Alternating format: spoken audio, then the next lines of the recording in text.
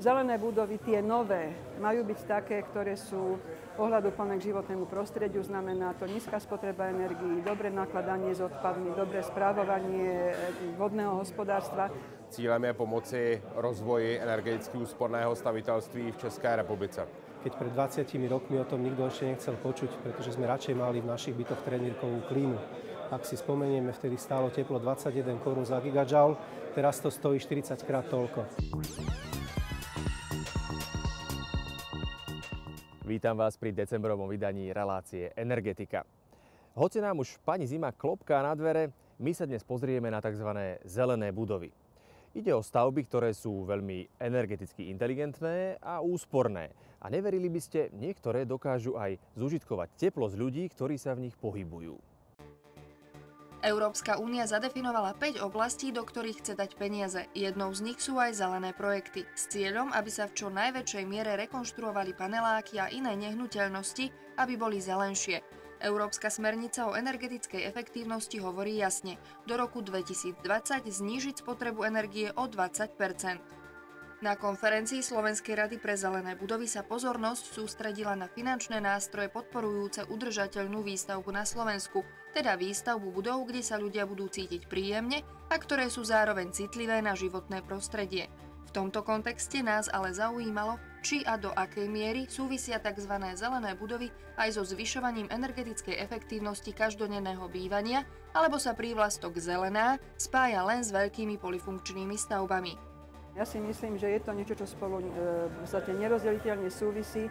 Zelené budovy, tie nové, majú byť také, ktoré sú ohľaduplné k životnému prostrediu, znamená to nízka spotreba energií, dobré nakladanie s odpadmi, dobré správovanie vodného hospodárstva.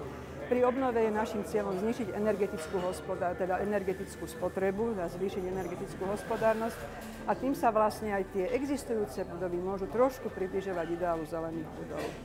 Je to problematika, ktorá sa bude vyvíjať, takisto ako sa vyvíjalo meranie spotreby tepla, rozpočítavanie nákladov.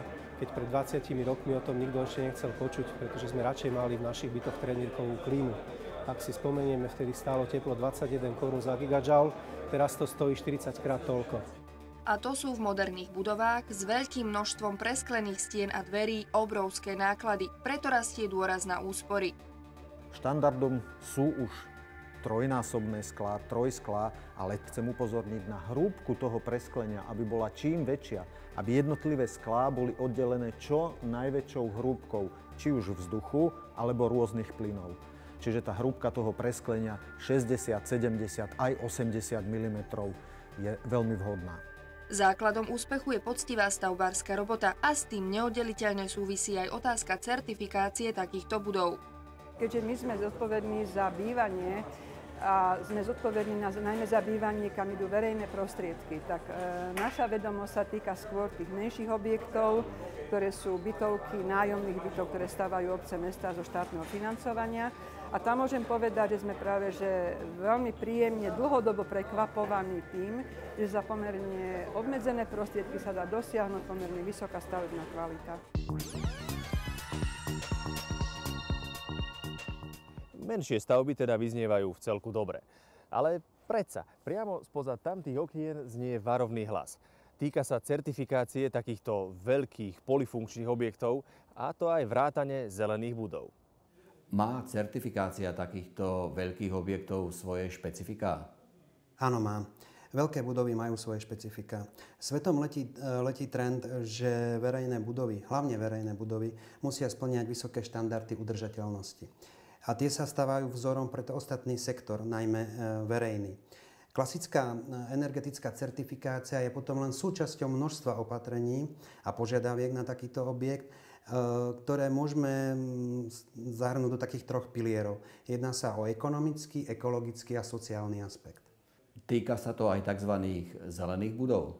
Hlavne zelených budov, pretože zelená budova stavaná v tzv. Zelenom štýle musí spĺňať, čo som spomínal, množstvo tých požiadaviek, ktoré sa týkajú ľudí, ktorí v tom objekte žijú a pracujú, ich tepelnej pohody, klímy, osvetlenia, tak aby mali zvýšenú zvýšenú produktivitu práce, aby ten komfort toho bol lepší. Ďalej, aby boli ohľaduplné k životnému prostrediu, k udržateľnosti toho životného prostredia, to je z nízkej energetickej náročnosti, z nízkej spotreby energie, teda vody. Kde vidíte najväčšie riziká? V tom, že vzhľadom na súčasný trh s nehnuteľnostami sa u nás mnoho budov len tvári ako zelené budovy zo svojho dôvodu marketingového, tak tým tvrdením, že majú nízke náklady, že sú z kvalitných materiálov, že spĺňajú tie kvalitatívne požiadavky. Realita je však úplne iná. Na pár výnimiek je množstvo objektov, týchto veľkých objektov postavených mimo týchto štandardov. I keď splnenie slovenskej technickej normy, veľmi prísnej, by mohlo v podstate už nabiehať na najnižší štandard tej zelenej certifikácie v rámci toho programu LEED. Čo s tým? Dá sa to nejako riešiť? Dá, samozrejme. Tam by malo prísť k zmene myslenia developerov. Oni vidia svoje náklady a to je to, čo ich zaujíma v procese tej realizácie stavby najviac. Zmena myslenia spočíva v tom, že proste tá návratnosť pri týchto budovách postavených tzv. Zeleným štýlom je veľmi krátka a tá návratnosť aj v spojitosti s tým, že môže zvýšiť nájomné, že objekt je obsaditeľný rýchlejšie, sa mu rýchlejšie vracia. Tam by mal nastúpiť trocha štát svojim vzorom a pri výstavbe svojich budov verejných, ako sú ministerstva, knižnice, školy, by mal stavať a riešiť tie budovy v koncepte tej trvalej udržateľnosti.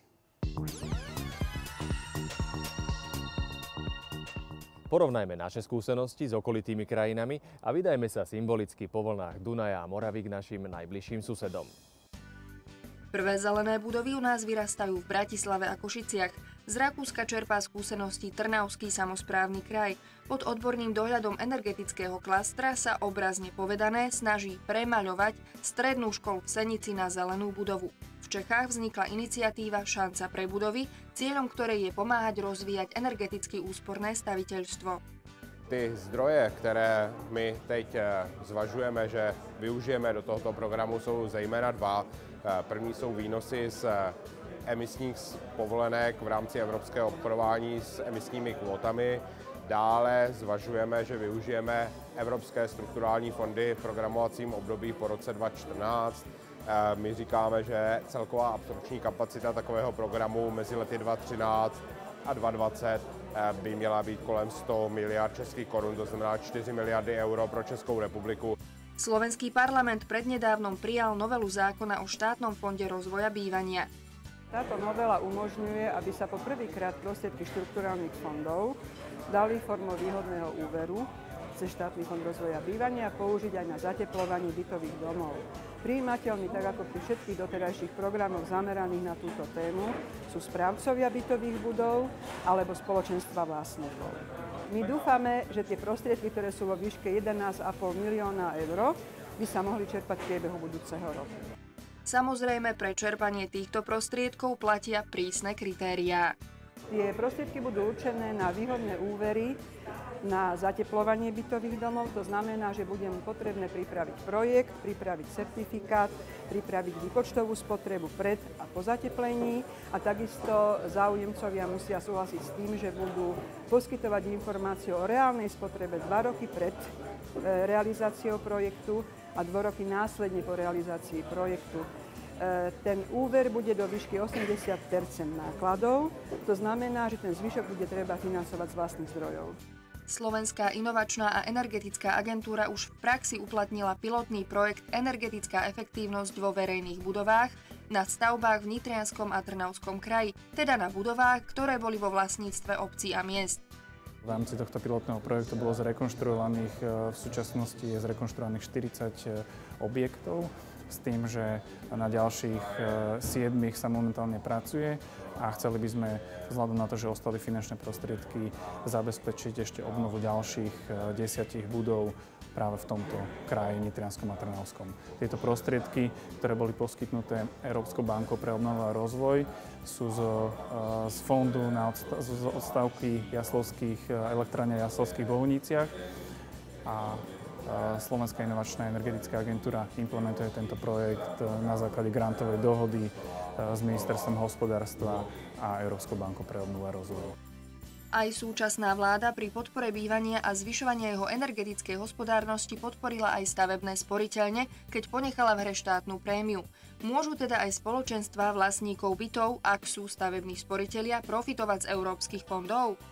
Stavebné sporiteľne nie priamo ako žiadatelia o úver, ale stavebné sporiteľne sú veľmi vhodným spôsobom spolufinancovania práve tohto výhodného štátneho fondu rozvoja bývania. A treba povedať, že ministerstvo sa snaží motivovať vlastníkov a spoluvlastníkov bytových domov, aby robili komplexnú obnovu. To znamená, že je možné žiadať o úver na komplexnú obnovu, z ktorej časť budú tvoriť prostriedky európskych štrukturálnych fondov na zateplenie, časť môže byť ešte výhodné do spolufinancovanie zo štátneho fondu a zvyšok môže byť potom komerčné financovanie, ktoré samozrejme môže mať podobu výhodného stavebného sporenia, kde práve spoločenstva vlastníkov môžu dostávať aj štátnu prémiu. Tá energetika hrá príjm. A čo sa týka tých materiálov, to znamená tej ekologickosti samotnej budovy, aby to nezaťažovalo ani súčasné životné, ani budúce pri prípadnej likvidácii a podobne, tak určite stavebné sporenie práve preto je prítomné na tejto konferencii, lebo má zmysel orientovať sa aj na túto oblasť, tak ako roky podporujeme obnovu bytových domov, tak by sme veľmi radi v súčasnosti aj v budúcnosti podporovali aj tento trend, ktorý vyplýva nakoniec aj z európskych smerníc, to znamená zamerať sa na pasívne domy. Po roku 2020 by vlastne iné sa už ani nemali projektovať a stavať. Čiže to je smer, ktorým sa aj naša banka bude určite orientovať a vzdelávať klientov a podporovať klientov.